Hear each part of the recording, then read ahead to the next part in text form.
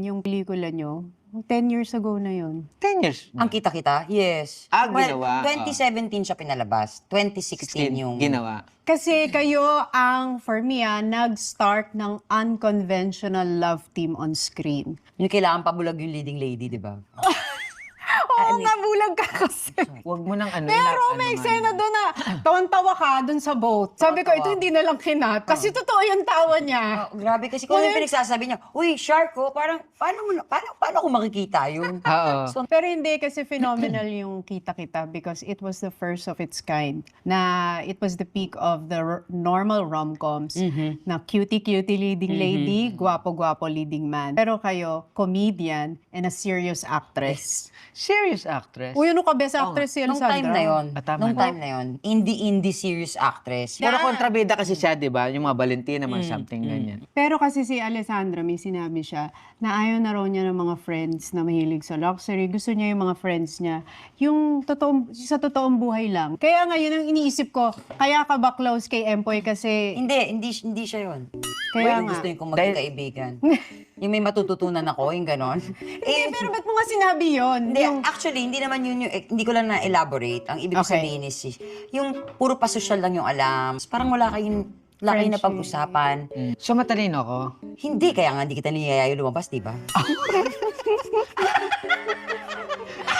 Ayaw na niya ng social media friend. Real friendship ang gusto na niya. Ba't nag-click yung friendship niyo? Wala na to, ano na lang to eh, parang so. Residue to. Addict pala. Si Joe! Baga, may love team kami, pero kung wala, di ba kausapin Sige, to? first impression. Nung sinabi ang leading man mo dito si Empoy. Ako natuwa ako. Oh, Oo. Ay, ako natakot ako. Oo nga. dahil... Eh, sino ba hindi matatakot niya? Nanonood kasi siya ng mga kontrabida roles ko. Akala niya gano'n na gano'n ako. hindi, komedyante. Natakot talaga ako. Komedyante siya sa totoong buhay. Talagang nung hindi ko pa siya nami-meet before. Di ba nung Japan days namin, hiyang-hiya talaga ako sa kanya yung lumapit talaga. Nang lagay na yon? Yung lagi kang late? Hiyang-hiya ka pa nun? Ang dali, di ba? Lagi nga kita dinadala ng yogurt nun, yung mga pang umaga, di ba? Naniligaw na siya nun. Niligaw ko pa si Alessandra. Ba't yung niligawan yung tsura mo? Ano ka? Ito na, uy, ang ganda ni Alessandra. Ang haba ng legs niya. Nakita mo ba legs niyan? Ito oh. Ganda Haba ng na legs EDSA. niyan. Oo nga. Ang sabi niya nung unang meeting namin, gusto daw niya yung babaeng maputi kilikili. So ginanon ko, oh. Tapos hindi na siya makatingin sa akin. Maputing kilikili. Eh, nagtawas eh. Ay, friendship pack.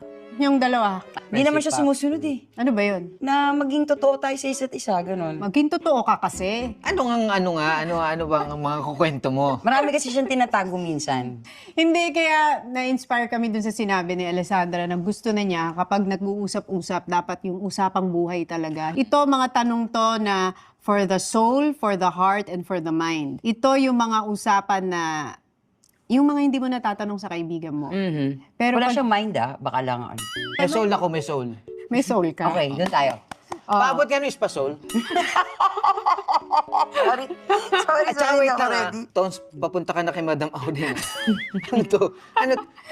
Ay kasi nga sabi ni Alessandra, ayaw na niya ng mga babababaw na usapan. So malalalim. Naku, try natin May pabarahan Tingnan mo, na dito. it's a Tagalog version yan. It's for meaningful conversations. Instead na mag-usap tayo ng mga chismis, pag-usapan na lang natin yung mga childhood trauma Galing. natin. Childhood trauma to? Ano ko friendship?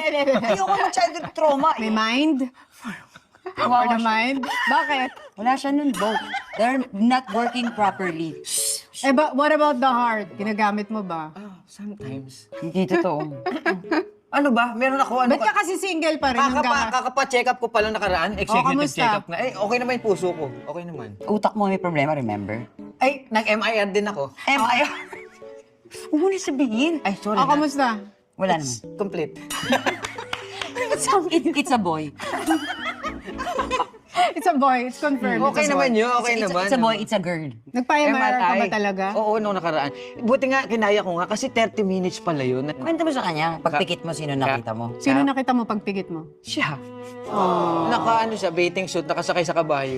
Di ba pinagnalasaan ako ang kasalap na MRI? Hindi. Sabi ko, Lord, ano ba yan? Si Alex na, Nakaganon ako. Kasi pag dumilat ako, makikita ko yung mukha ko, baka matawa ako. Tapos, syempre, ang hawak-hawak ko dito, yung parang chupon. Yung pag pinindot mo, parang yung ayaw mo na. Yes, yung ganun. Yung ganon. Hindi ko pinipindot kasi gusto ko na talagang, nag-pray talaga ako. Sabi Natanggal ko, ba yung bathing suit nung sa kabayo? hindi nga.